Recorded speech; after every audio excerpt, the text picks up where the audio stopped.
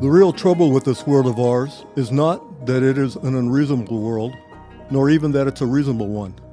The commonest kind of trouble is that it is nearly reasonable, but not quite. It looks just a little more mathematical and regular than it is.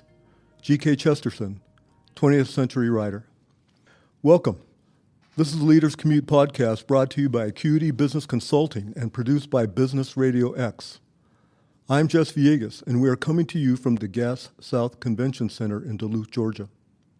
Acuity appreciates that informed leadership are highly invested in consistently navigating the organizations toward their next level of performance. Acuity demystifies the challenge of translating talent and resources into exceptional and sustainable organizational performance by surfacing actionable clarity and providing execution expertise in the areas of strategic design, financial management, operational excellence, and leadership development. The Leaders Commute podcast reflects on the dynamic of recalling past experiences that persistently return to us over the commute of our lives and prompt us to acknowledge their influence on how we think about business and leadership today. The commute theme is intentional.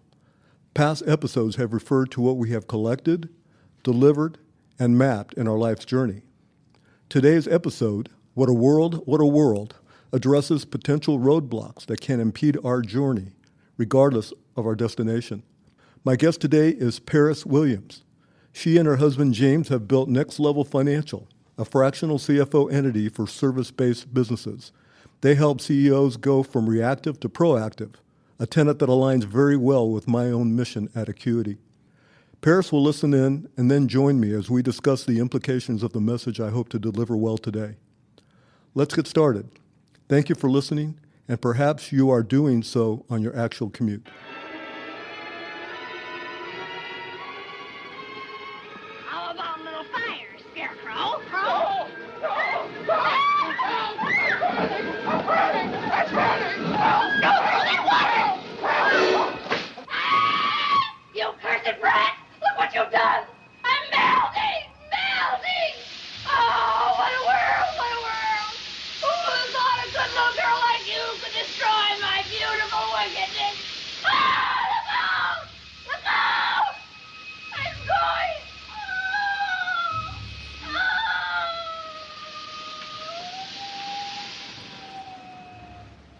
My young grandchildren, Jackson and Dylan, not being able to appreciate the more nuanced applications of my wisdom as a business performance consultant, had to settle for a more basic delivery of my grandfatherly advice. Life lessons were doled out in easily digestible movie quotes, along with some witty commentary. The Shawshank Redemption's "Get busy living or get busy dying" spoke to the freedom to choose a life of growth or one of constriction. The Jaws line, "We're going to need a bigger boat," surfaced the need to increase our personal capacity to meet opportunity head-on.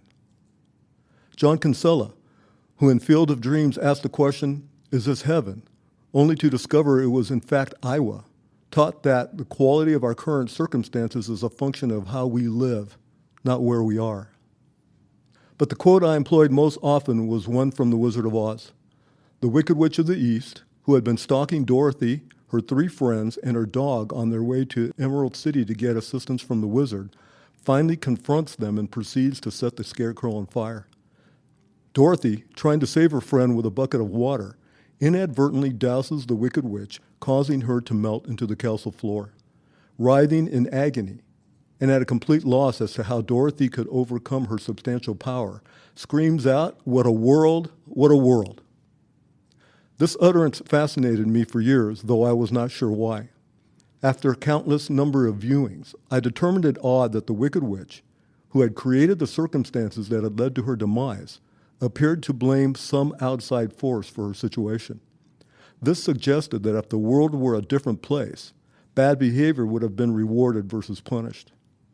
The witch was not a stoic, who believed that we create our circumstances primarily through our interpretations of things and events and the actions that we take to deal with them. Therefore, we should always do our best, take responsibility for the outcomes, and migrate to better ones if that's what's necessary. In grandkid speak, don't blame everyone else for your problems.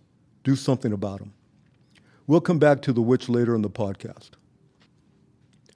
Many years ago, During a presentation on leadership and executive excellence, I opened with a provocative question.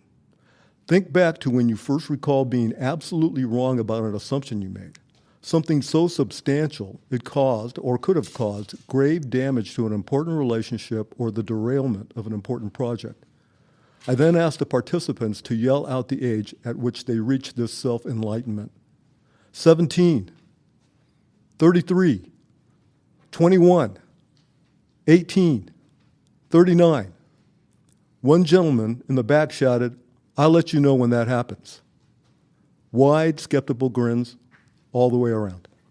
I was 24 when I suffered the embarrassment of realizing I was completely wrong about something that I would have bet my house on, given the chance. Even though my error did not result in damaging one of the most important relationships in my life, the prospect that it could have continues to inform me today. My daughter Nicole was about 3 years old when she started gathering that a thing called money was important and held sway over many of mine and my wife Leslie's conversations early in our family history.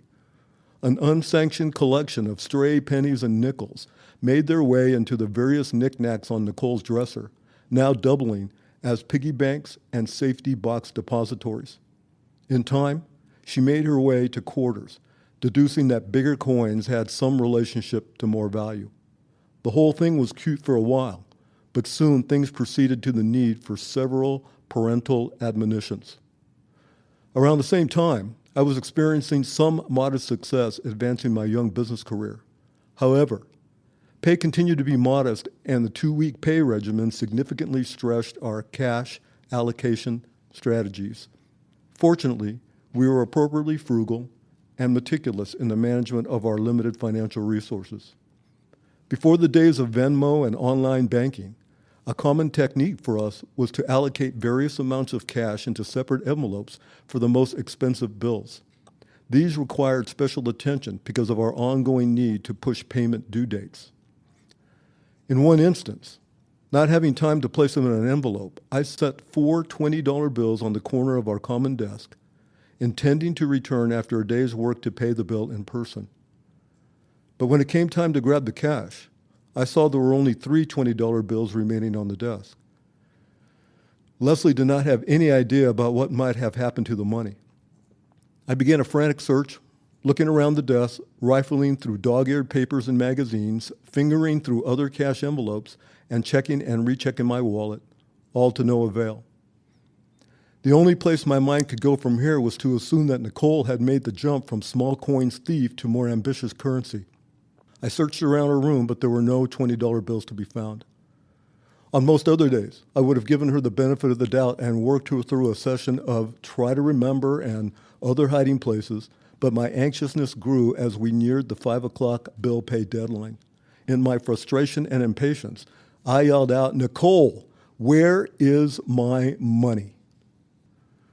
Seconds later, the backyard screen door flew open, and Nicole scurried in, eyes wide with fear, sneakers dirty, and lips ruby red with strawberries from foraging in the garden, making a beeline to her room. Okay, I thought to myself, I should not have yelled like that, but now that we're making progress, I can come back and thoughtfully redress the situation later. Nicole came streaking back to the living room, her clenched fist opening as she pounded its contents onto the desk, continuing to the backyard without breaking a stride. And there it was, a bright, shiny, new quarter. About a year later, a friend was helping me load furniture into a truck for a move to a new home. One of the few nice assets we owned was a desk, a surprise gift from a neighbor who was getting married and had no use for it. It was dark solid oak with a real leather top, gold inlay, and well-constructed drawers. But its most interesting characteristic was a built-in bookshelf on the front side of the desk. Our limited living space did not allow us to enjoy this feature, as it was constantly hidden against the most accessible wall in the room. We were working hard and carefully to get it loaded into the truck when my friend said, "Hey, I just found $20. Feigning ownership and hypothesizing on potential purchases, he then confessed that the money had fallen out of the built-in bookshelf. I had never reconciled in my mind what happened to the money. Somehow, we paid the bill, chalked the situation up to one of those things, and moved on with life. I never found the need to discuss it with Nicole, nor a reason to apologize. But I will say this scared straight experience did seem to dampen Nicole's theft-prone tendencies. My face became immediately flushed with embarrassment as I gave my friend a half-hearted recitation of what had led to this finding.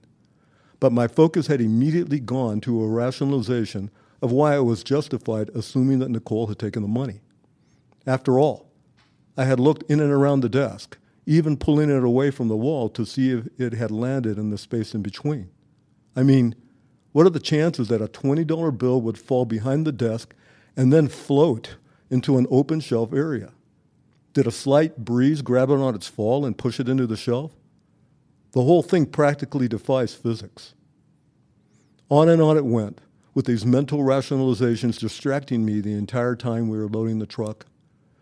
After some reflection, I realized I had to apologize to now 4-year-old Nicole. Ultimately, she did not remember the incident, but she forgave me anyway, rubbed my face, and ran off to play in the garden.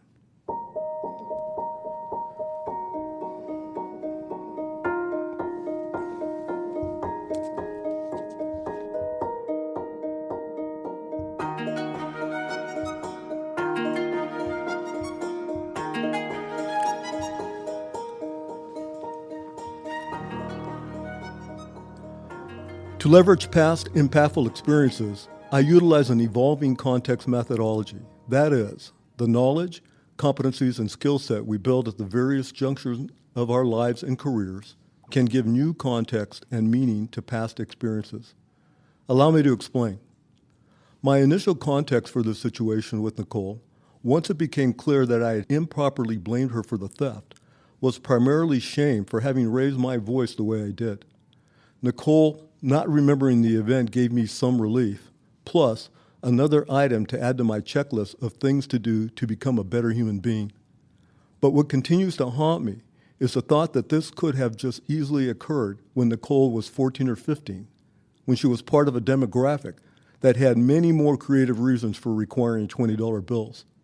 A misstep of this type, at this age, is not easily forgiven, and it becomes another distraction in the dynamic of building trustworthy relationships between parents and adolescents. My next opportunity to apply additional context to the incident came a few years later while at work. By this time, I was operating in a supervisor role, conducting analytics and scheduling priorities for a small accounting department.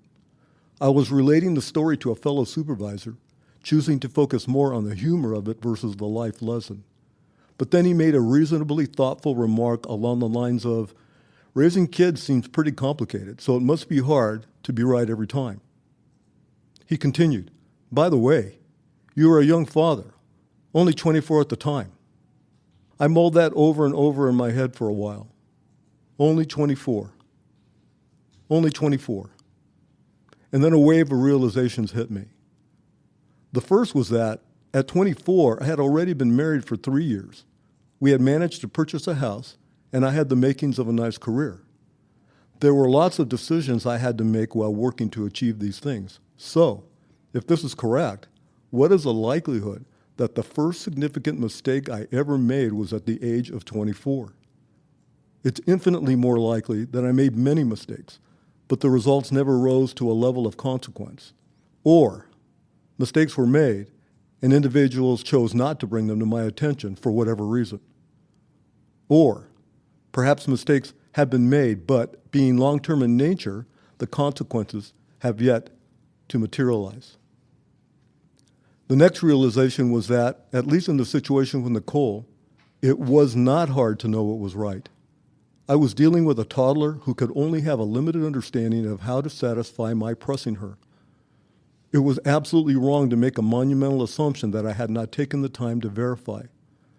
I treated the pressure of the moment in terms of paying bills on time and keeping credit scores high in order to get a better interest rate on a new house as a reason to shortcut a process for a correct outcome with a critically important person in my life. Finally came the realization that if I can be wrong at home, I can be wrong at work. This seems obvious, but I invite high-level executives to say that out loud 3 times. It's very sobering. The most recent opportunity to apply a more substantial context to this experience evolved over the last 20 years via an intense study in systems thinking. Donella Meadows, an environmental scientist, explains systems thinking as looking at the world in terms of connections and interactions. It is a framework for seeing interrelationships rather than things, for seeing patterns of change rather than static snapshots. But what does this mean day to day? What the Wicked Witch and I had in common, at least until I was 24, was a propensity for letting our weaknesses and passions dictate how we see the world. She was the evil witch who would stop at nothing to secure the ruby red slippers from Dorothy in order to command more power, an action that led to her demise. I was the big, strong father who had bills to pay and credit scores to remediate, acting in the role of breadwinner while potentially hurting the individuals for whom I was working to protect. The lion needed courage, the Tin Man needed a heart, the Scarecrow needed a brain. What the Wicked Witch and I needed was a feedback system, a discipline and a set of habits that invite diverse and wide-ranging inputs from the systems we inhabit. In the witch's case, it might have been well to set a weekly reminder that anything that involves fire could also involve water. I would have done well to remember that 3-year-olds do not have the capacity to be responsible for 24-year-olds. Unfortunately, waiting for the world to meet our needs fosters a tendency to abdicate responsibility for managing our lives. This also holds true for managing organizations. Recall from the opening quote the sentiment, "The commonest kind of trouble with the world is that it is nearly reasonable, but not quite."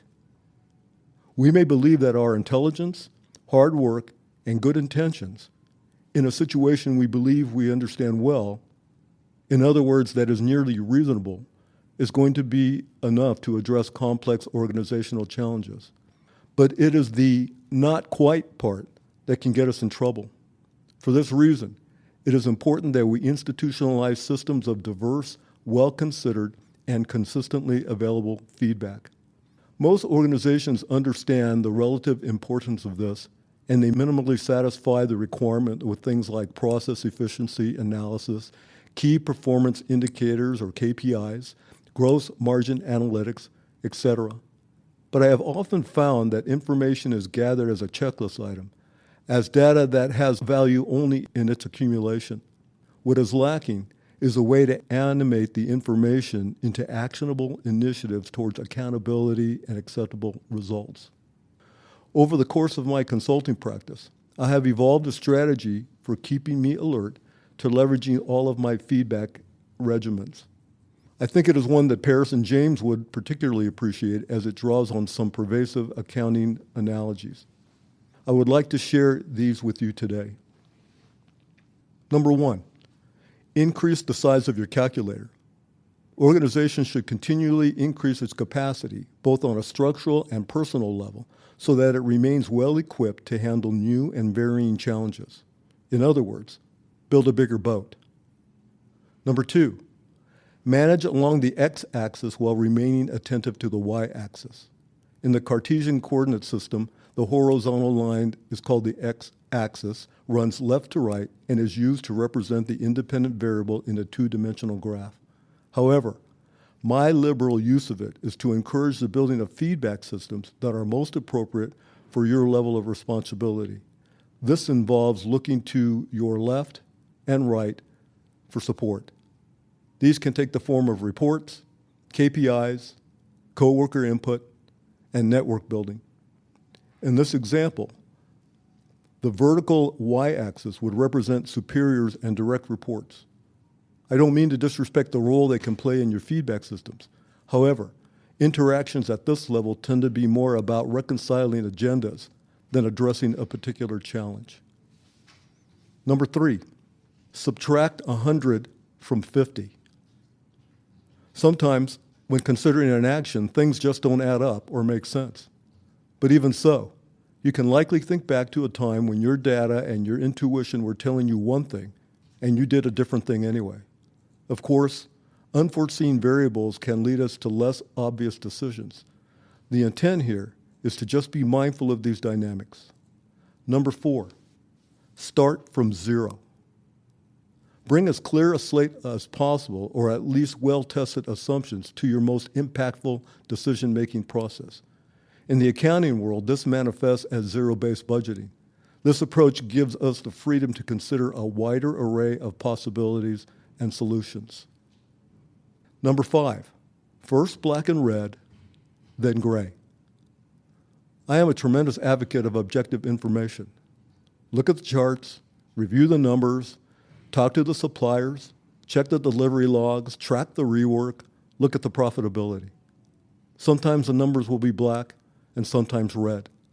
This is the quantitative paradigm, one that gives disproportionate importance to data only, but it must be paired with qualitative paradigm, with a way to look at less traditional measures of success in order to reach a more complete solution. Number 6, always be adding and subtracting. Organizations are dynamic. There must be constant vigilance about what is needed and what is not needed in order for the organization to remain adaptable and optimized. One last thing. In spite of the obstacles Dorothy continually faced during her journey to Emerald City, she remained upbeat and fully appreciative of the goodness in every individual and every situation. Had the Wicked Witch survived, it is likely all future encounters would continue to be replete with terror and threat.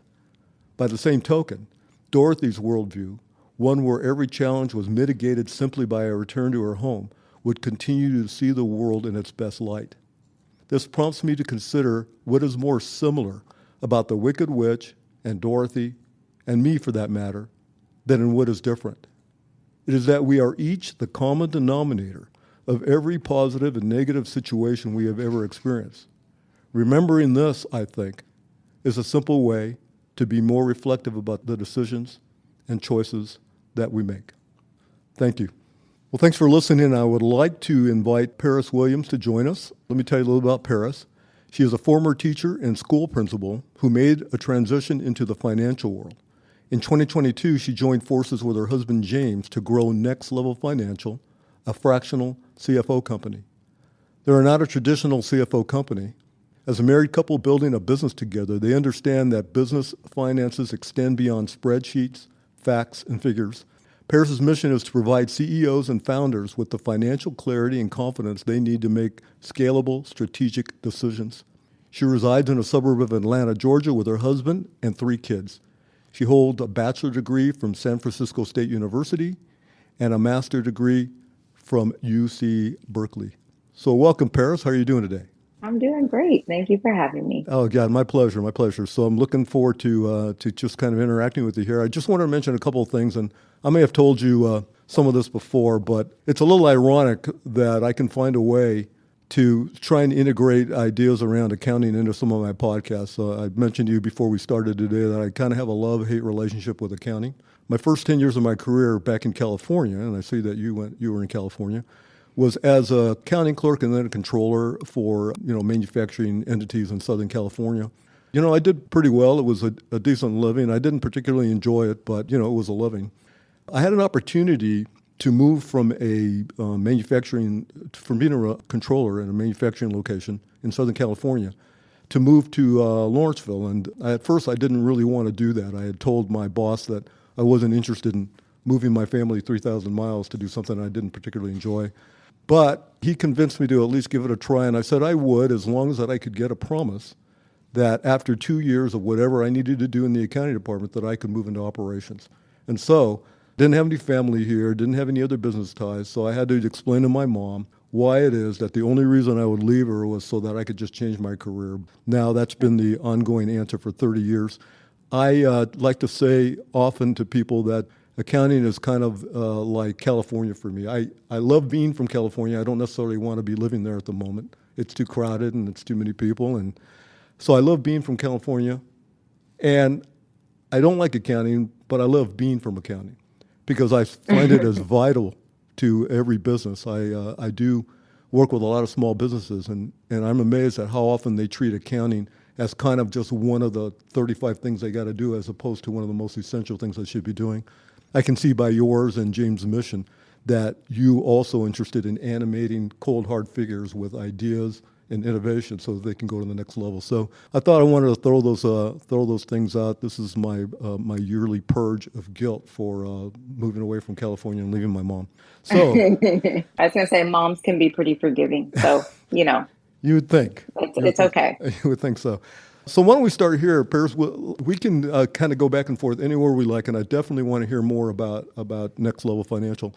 But is there anything that maybe in the story that you drew that particularly resonated with you? Does it remind you of maybe something that's happened to you, or is there something about anything that I mentioned there that gives you a reason to want to think a little more deeply about it?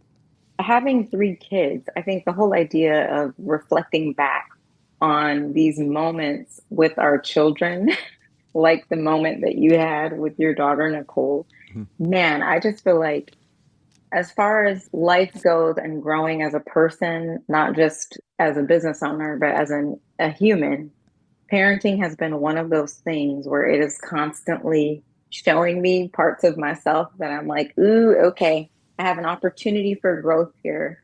And so that particular story that you told really highlighted, I think, just the opportunities that we have to grow, but also your updated reflection. I forget the way that you termed it, when you're actually looking back at that situation to pull out all of the new insights that you have.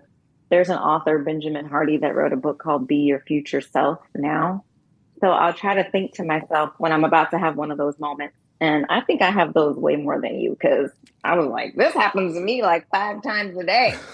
Like, stop. Who did this? Who did? No, accidentally calling out different kids for doing something they didn't do.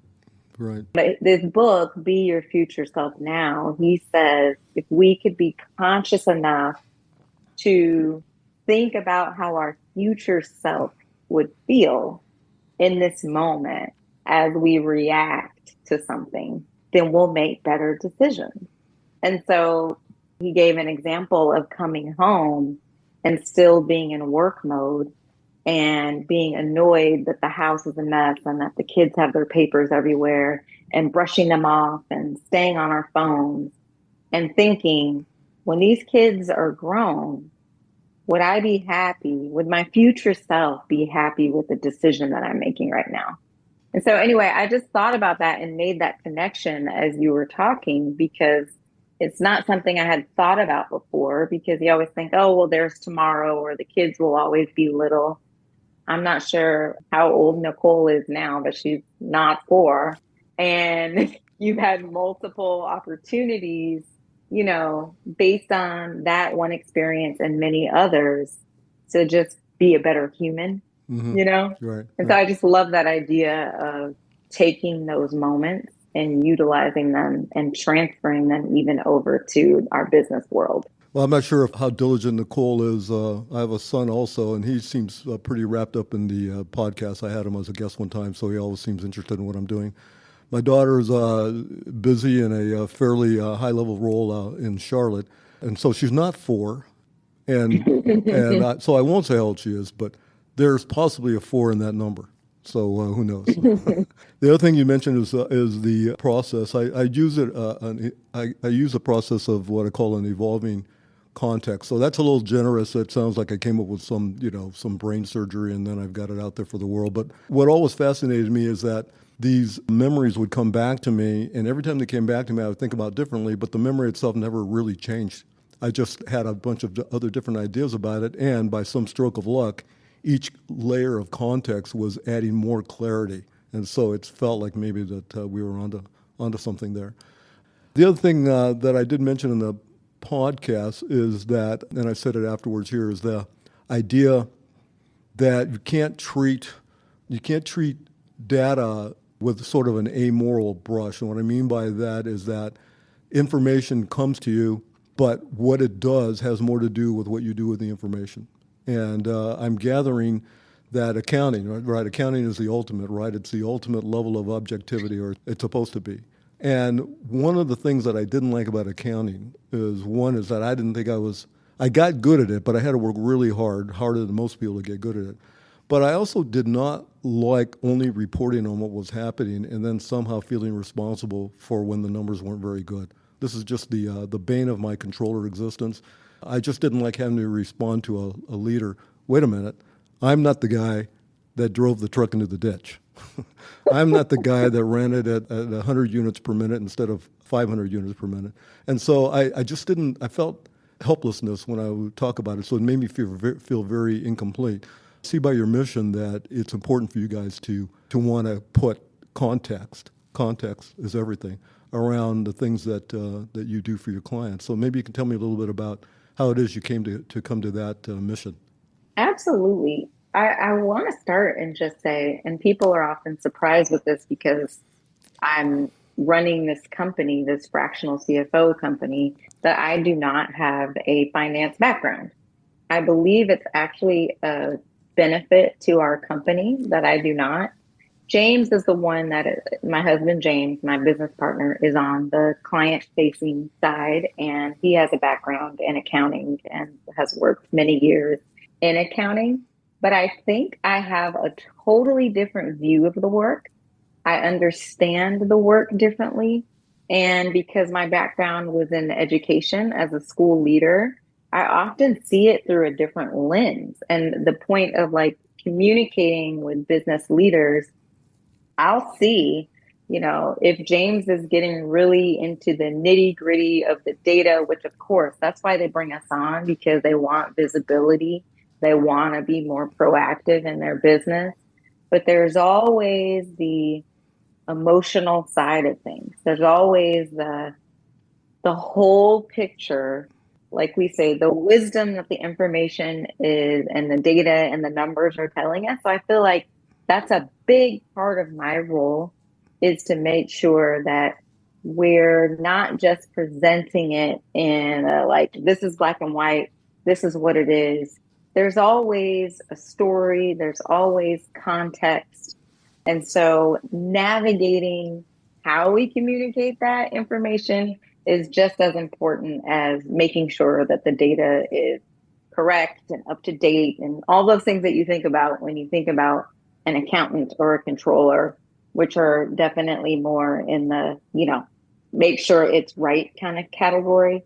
On your like last few points that you made, where you were talking about, just the qualitative and the quantitative, that has to be thought about in the work that we do, right? So you want to build all these different feedback systems, and you want to make sure that you have good data to make good decisions. That's definitely a part of the work. But again, I think my part of it is to make sure that I'm sort of a translator in a lot of ways, helping to translate, because the folks that we work with are really visionaries, right?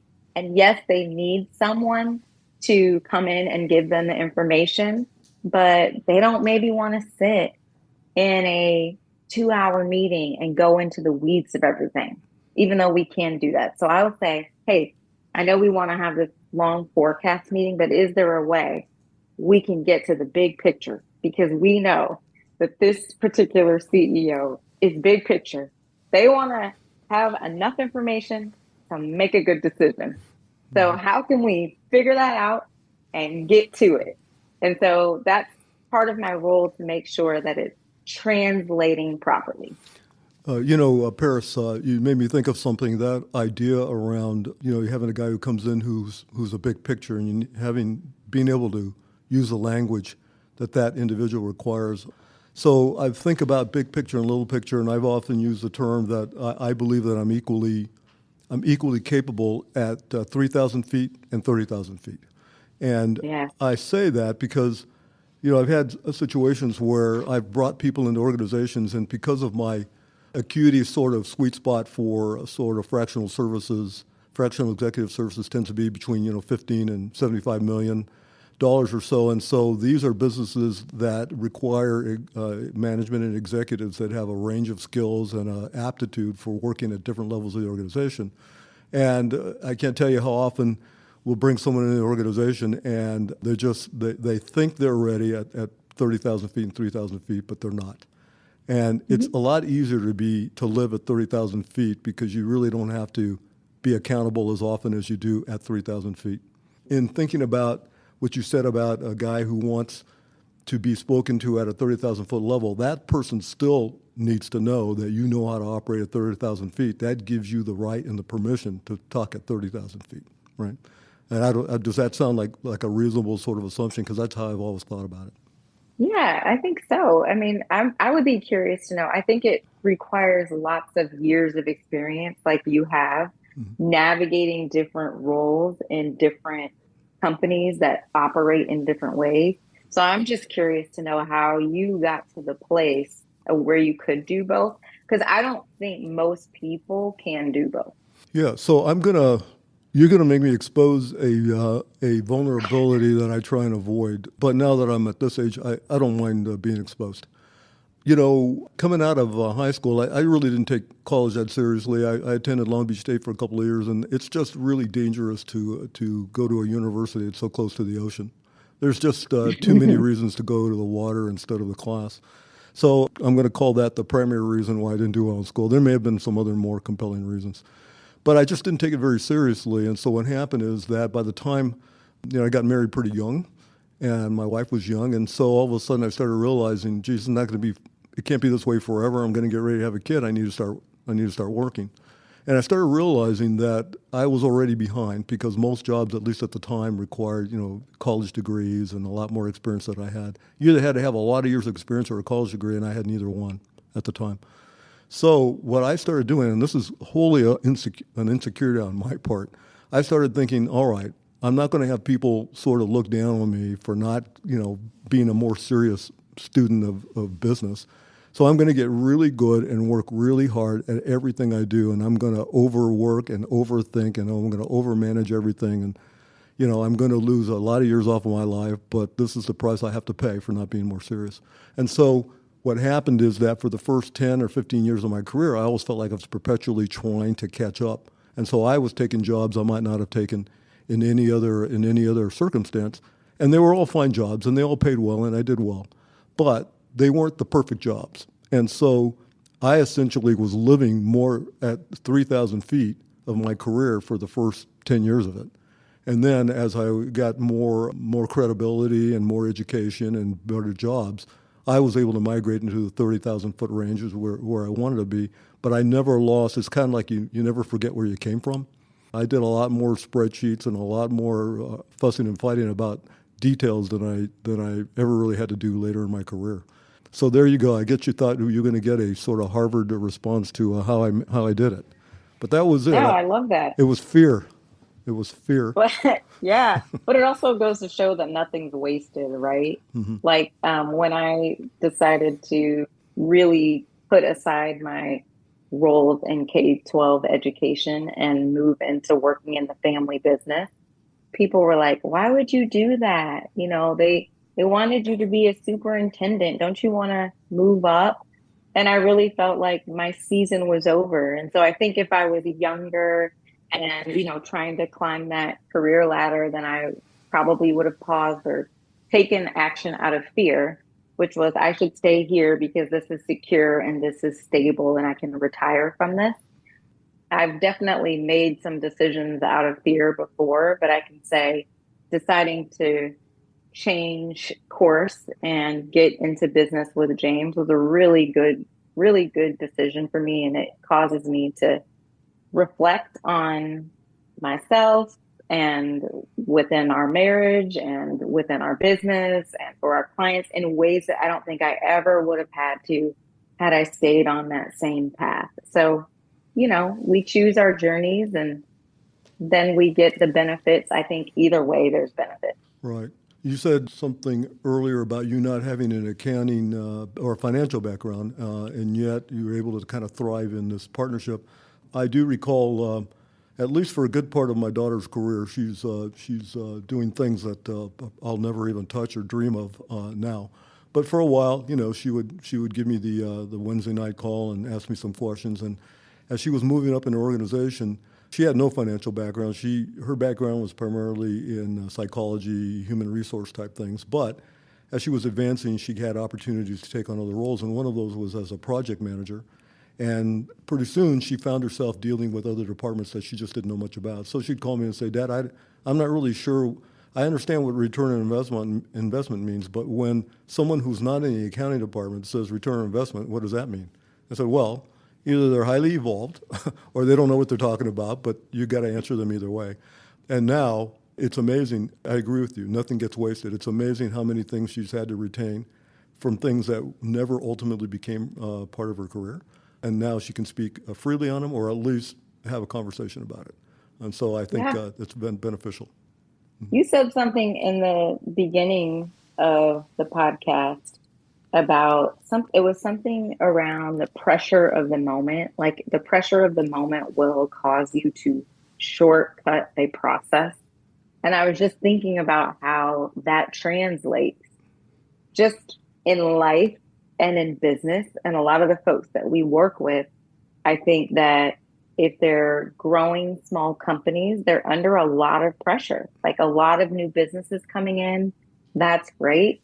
I'm curious if you will expand on that just a little bit more around like ways that you've seen companies or people sort of shortcut the process. Yeah, well, thank you for that, because it was something I was going to raise, and I actually have maybe a whole nother set of ideas and thoughts about this particular dynamic, but I did intend to kind of address it a little bit, and you gave me the perfect opportunity to do that.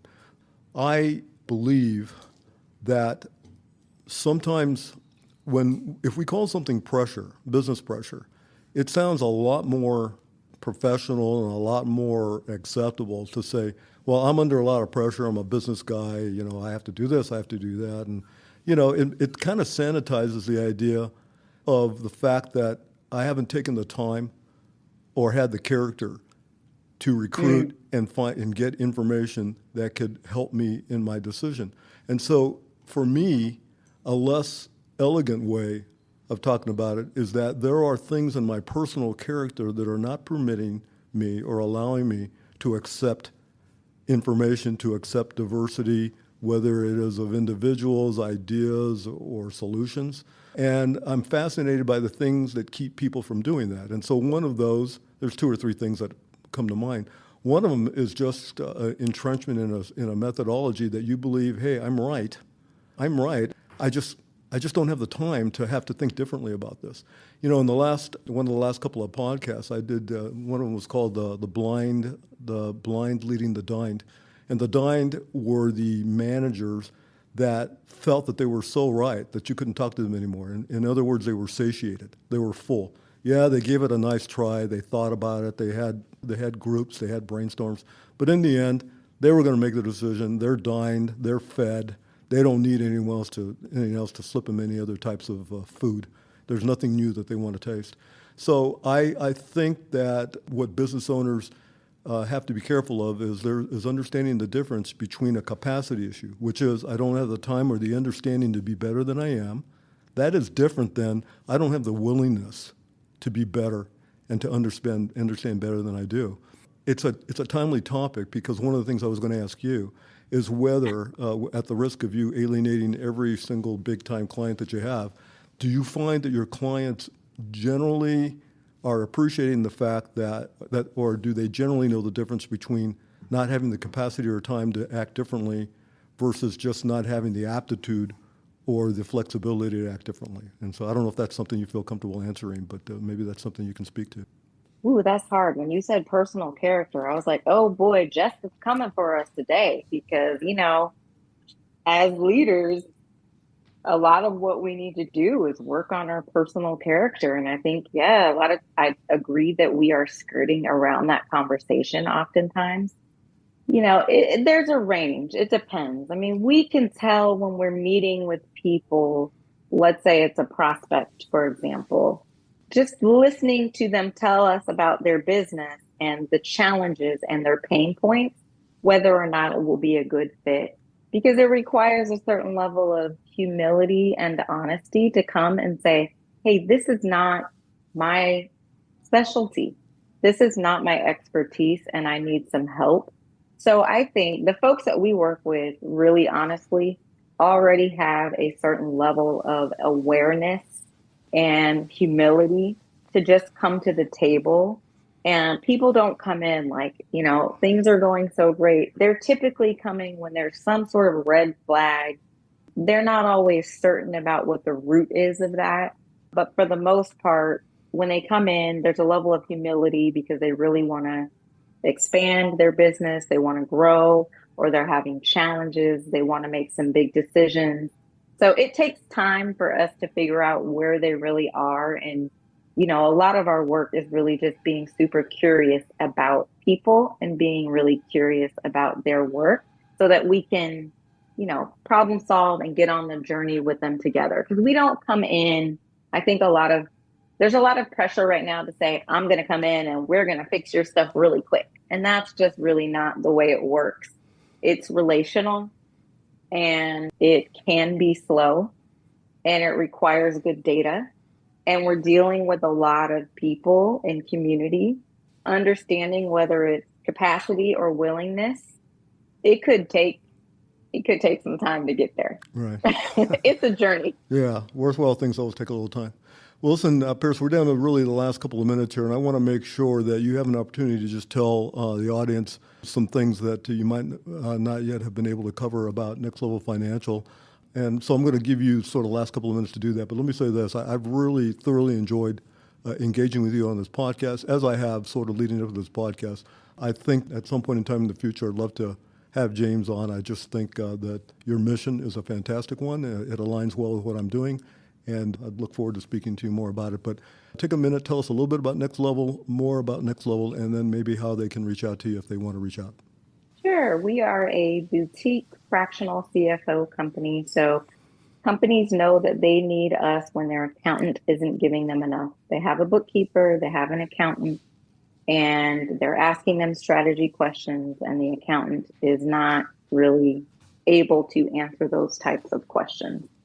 So we work with service-based companies, $2 to $20 million revenue range, and they're typically growing. They're bringing on new people. They might have 8 employees and up, and really they're looking for a financial leader to help to make them more proactive because they're being reactive. They're going with their gut to make different decisions, and they really want to be in a place where they have some data that they can continually look at. So that's our role at Next Level Financial. And you can email me, paris@nextlevelfinancial.co. You can go to our website, nextlevelfinancial.co, to find us.